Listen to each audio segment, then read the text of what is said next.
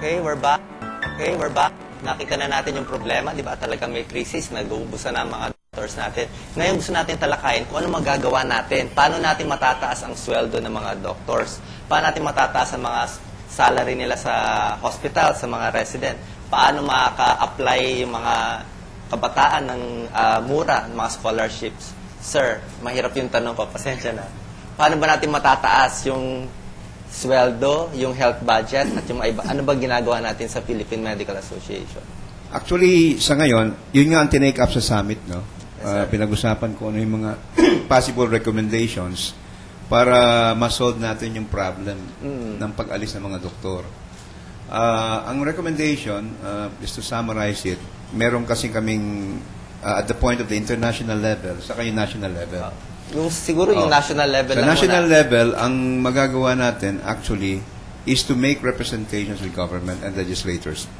Sa ngayon kasi, meron tayong existing law yung ating Magna Carta for health workers. Doon sa Magna Carta for health workers, saka yung salary standardization law. Meron tayong mga existing laws about the salaries. Ang problema lang natin, itong mga law na ito ay subject to availability of funds. Oo. Pag walang health budget, ay wala din. Pag walang pondo, kahit na mayroong batas, hindi rin ma-i-implement. So, tulad ng nangyari niyan, sa halip na nataas nila ang health budget, binabaan pa nila. Sino ba may hawak ng health budget? Ito yung Committee on Finance, di ba? Sa Senate, pati sa Congress? Yeah, nagbibigay lagi ang Department of Health na mataas na budget. Kaya lang, pagdating na sa Congress, sila ang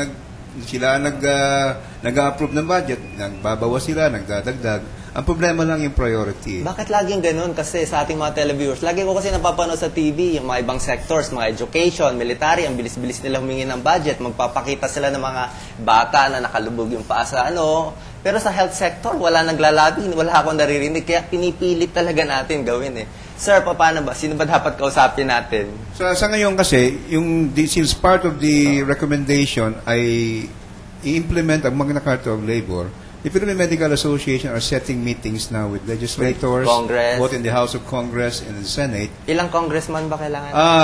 Marami yan. Pero we would like to talk primarily with those committees who are concerned with this. No? Marami yan. Hindi lang kasi Committee on Health yan Kailangan ko usapin mo rin Committee on Budget, Committee on Finance, Committee on Trade, Committee on Rules. Marami, DBM. Yung sa government side kasi, since the law is there already, ang i-concentrate naman natin sa implementation rather, yung availability ng pera. So we can ask the Congress ngayon sa deliberation sa budget kung pwede taasan ang health appropriation. Yes, sir.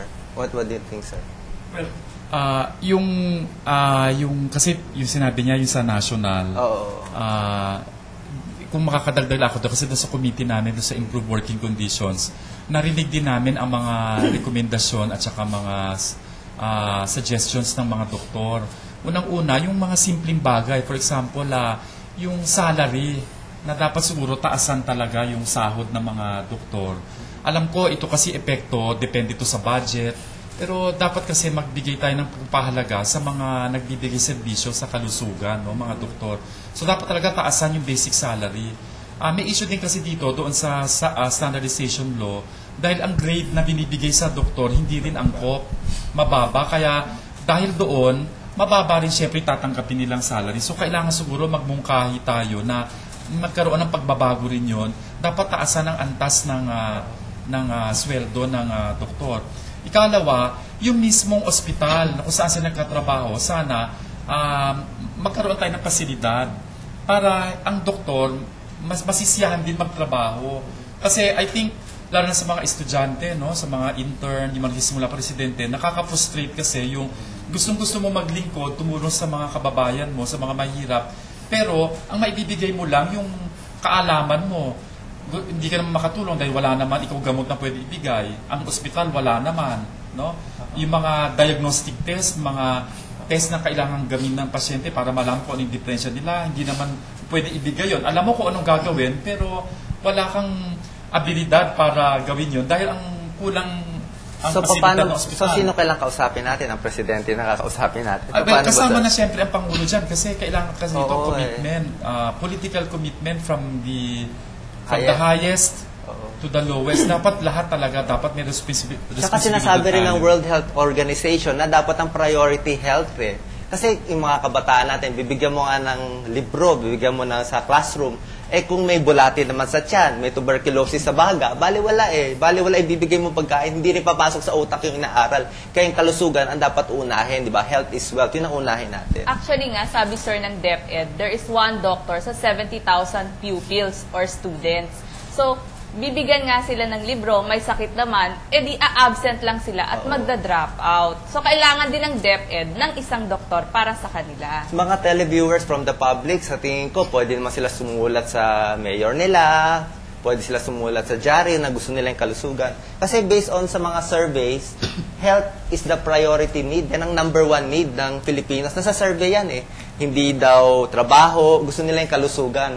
At isa ring problema is 6 out of 10 Filipinos have more faith sa alternative medicine albularyo than doctors Kiko? Tatanong ko lang po kay Dr. Montoya sa kay Dr. Santos about sa palagay niyo po ba may kapabayaan po ba ang ating gobyerno pagdating po sa budget na binibigay sa health? Kaya nag-aalisan. Siguro, hindi naman natin masasabing kapabayaan. Kaya lang, sa tingin lang namin, hindi siya kapabayaan, mali lang ang prioritisasyon. Kasi, kahit nataasan natin, for example, ang budget sa military, kung yung mga sundalo naman ay magkakasakit at walang gagamot sa kanila at magiging lampa rin sila, paano nila may pagtatanggulang ang mga tao? So, everything redounds to health. Pag hindi maganda ang health ng Pilipino, lahat ng sektor maapektuhan. Kailangan talaga ma-reprioritize yung health. Another sector na budget. maganda ang tumulong ay mga businessmen, yung mga mayayaman dyan, yung mga taipans dyan. Kasi kung magdo-donate kayo ng mga eskwelahan, di 50% lagay nyo sa school, 50% lagay nyo sa kalusugan, sa mga vaccine. Lalo na ngayon, baka magka-bird flu epidemic tayo, maubusan ng doctor. Sir, diba? Well, yun nga, binanggit mo yung bird flu. Yung bird flu kasi, national emergency yan. Mabuti nga tayo, wala pa tayong problema ng avian flu sa ngayon. Pero pag nagkaroon tayo ng problema dyan, mas makadadagdag pa yan sa problema nating nararamdaman ngayon. Kasi kung ngayon pa lang nararamdaman na natin yung kakulan ng mga doktor, lalo na kapag pumasok yung mga problemang ganyan. At dito rin lalabas yung kakulangan talaga ng pasilidad natin. Katulad yung mga communicable disease na ganyan, yung pangangailangan natin ng mga isolation rooms o mga lugar na ilalagay mo mga pasyente may nakakahawang sakit para hindi sila makahawa sa ibang pasyente. Kulang tayo dyan sa mga pasilidad na ganyan. Kaya kailangan talaga ang suporta natin sa gobyerno. Ang may mandatos kasi talaga sa ganyan, ang gobyerno.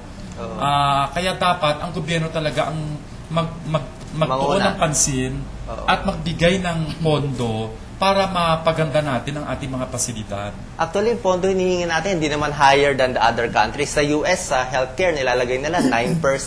9% ang malaking-malaking budget nila. Sa Japan, 11%. Sa Pilipinas, 2%. Sobra, walang kalaban-laban Diba?